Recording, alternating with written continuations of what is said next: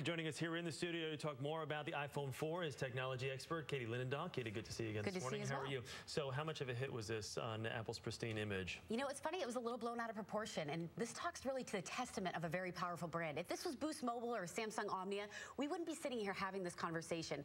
The loyalty behind the Apple brand and the brand recognition is really unparalleled.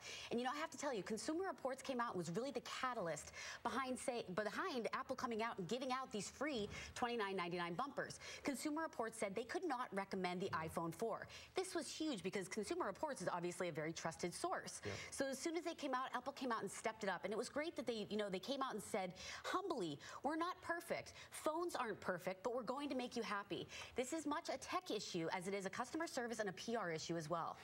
So you've got customers that have these phones, and mind you, just put this in perspective. This is 1/2 of 1% issued these complaints. Yes. But again, like you said, with Consumer Reports not being able to really kind of give this the old hands-on, go for it and buy this thing, I mean, that was what really did it, was it not? And understand here, 1.7 million people in 3 days alone purchased the iPhone 4.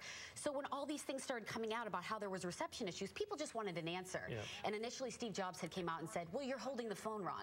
You can't tell a consumer that. You have to protect the image of the brand and understand that the customers do want an answer. So yes, he did come out, he humbly apologized, and he did put a Band-Aid on the situation. That needed to happen. Well, that's just it. Is it just a Band-Aid, or is this the long-term solution? And what is the long-term solution here? The long-term solution, they do hope to have something resolved by September, but for now, this is the best that they could do, and it was absolutely imperative that they did come out and at least offer something. So what are you hearing now from the people that did have the complaints and they did offer up this, this bumper? Are people happy with that for now, or no? You know, the statistics were pretty remarkable that Apple did release yesterday. As you mentioned, 0.55% have called in about antenna or reception issues. That's not a lot.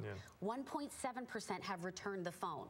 According to the 3GS, which is their gold standard, 6% of people returned that phone. So are we really concerned here about the phones not selling? You go to any store in New York, you cannot find an iPhone 4. This is not going to take a hit on sales. The phone is doing remarkable. It's jam-packed with features. They have to figure out a few kinks. This is a version 1.0 mistake. Yeah, what did you think of Steve getting on stage yesterday and saying the old, hey, we're not perfect? He said they're not perfect, and they were also putting the onus on a lot of other smartphones. They said, listen, we're not the only smartphone that has reception problems, which I don't think was a smart move. However, he did come out and admit there was something wrong with it, and he said that there's 22 superior scientists and engineers working on the problem. All right, Katie, thank you so much. Thanks. Good to see you. All right.